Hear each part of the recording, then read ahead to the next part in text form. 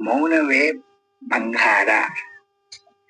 ಒಂದು ಹಳ್ಳಿಗೆ ಒಬ್ಬ ಸೈನಿಕ, ಒಬ್ಬ ವರ್ತಕ ಕುದುರೆ ಸವಾರಿ ಮಾಡಿಕೊಂಡು ಬಂದರು.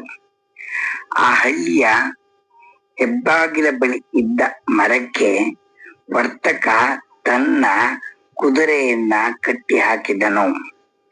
ಆಗ ಸೈನಿಕ ಕೂಡ ತನ್ನ ಕುದುರೆಯನ್ನ ಅದೇ ಮರಕ್ಕೆ ಕಟ್ಟಲು ಬಂದನು.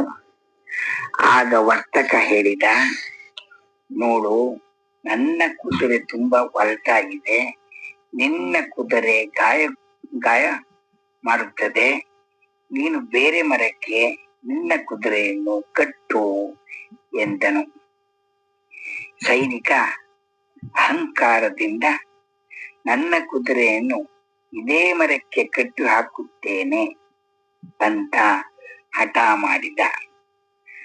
ಅದೇ ಮರಕ್ಕೆ ಕಟ್ಟಿ ಹಾಕುತ್ತಾನೆ. ನಂತರ ಇಬ್ಬರು ತಮ್ಮ ತಮ್ಮ ವೃತ್ತಿ ಮಾಡಲು ಹಳ್ಳಿಯೊಳಗೆ ಹೋದರು. ಸಂಜೆ ಸೈನಿಕ ಬಂದು ನೋಡಿದಾಗ ಆತನ ಕುದುರೆಯ ಕಾಲು ಮುರಿದಿದೆ. ಆಗ ಸೈನಿಕ ವರ್ತಕನಿಗೆ ಹೇಳಿದ, ನಿನ್ನ ಕುದುರೆಯು ಒದ್ದು ನನ್ನ ಕುದುರೆಯ ಕಾಲು ಮುರಿದಿದೆ, ಅದರ ನಷ್ಟವನ್ನ ತುಂಬಿಕೊಡು ಎಂದು ವರ್ತಕ ಹೇಳಿದ. ನಿನಗೆ ನಾನು ಮೊದಲೇ ಎಚ್ಚರಿಕೆಯಲ್ಲಿದ್ದರೂ ನೀನು ಕೇಳಲಿಲ್ಲ ಅಂದಾಗ ಇಬ್ಬರ ಜಗಳ ನೋಡಿ ಜನರು ಸೇರಿದರು.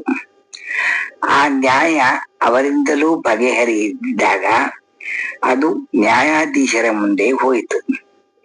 ಆಗ ನ್ಯಾಯಾಧೀಶರು ನಿಮ್ಮ ನ್ಯಾಯ ಕೇಳಿ ಎಂದು ಹೇಳಿದಾಗ ಸೈನಿಕ ಹೇಳಿದ, ವರ್ತಕನ ಕುದುರೆ ನನ್ನ ಕುದುರೆಯನ್ನ ಒದ್ದು ಕಾಲು ಮುರಿದಿದೆ, ಅದಕ್ಕೆ ನನಗೆ ಅನ್ಯಾಯ ಆಗಿದೆ, ನ್ಯಾಯ ದೊರಕಿಸಿಕೊಡಿ ಸ್ವಾಮಿ ಎಂದನು.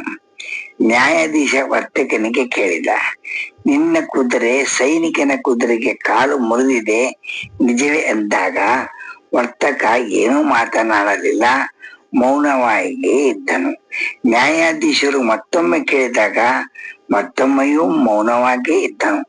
ಆಗ ನ್ಯಾಯಾಧೀಶರು ವರ್ತಕ ಕಿವುಡ ನಿಲ್ಲಬೇಕು ಅಂತ ನ್ಯಾಯವನ್ನು ವಜಾ ಮಾಡುತ್ತೇನೆ ಅಂದಾಗ ಸೈನಿಕ ಹೇಳಿದ, ಇಲ್ಲ ಸ್ವಾಮಿ, ವರ್ತಕ ಕಿವುಡನಲ್ಲ, ಆತ ನನಗೆ ಮೊದಲು ಹೇಳಿದನು, ನನ್ನ ಕುದುರೆ ಹೊರಟು ನನ್ನ ಕುದುರೆಯನ್ನ ಮರಕ್ಕೆ ನಿನ್ನ ಕಟ್ಟಬೇಡ ಎಂದು ಹೇಳಿದನು. ನಾನು ಹಠ ಮಾಡಿ ಕಟ್ಟಿದೆ, ಅದಕ್ಕೆ ಕುದುರೆ ಕಟ್ಟಿದಾಗ ನ್ಯಾಯಾಧೀಶರು ನಕ್ಕು, ನೀನು ತಪ್ಪು ಮಾಡಿರುವುದರಿಂದ ವರ್ತಕನು ಮೌನವಾಗಿರುವುದು ಇದೇ ಸತ್ಯ, ಆದ್ದರಿಂದ ನೀನು ಸತ್ಯ ಹೇಳಿ ಹೇಳಿದೆ ಅಂದಾಗ ಸೈನಿಕನು ತನ್ನ ತಪ್ಪನ್ನು ಅರಿವನಾಗಿ ತಲೆಬಾಗಿದನು. ಇದರಿಂದ ನಮಗೆ ಏನು ತಿಳಿಯುತ್ತದೆ ಎಂದರೆ, ಕೆಲವು ಸಂದರ್ಭದಲ್ಲಿ ಮೌನವಾಗಿರುವುದರಿಂದ ಅದು ನಮಗೆ ವಿಜಯ ತಂದುಕೊಡುತ್ತದೆ.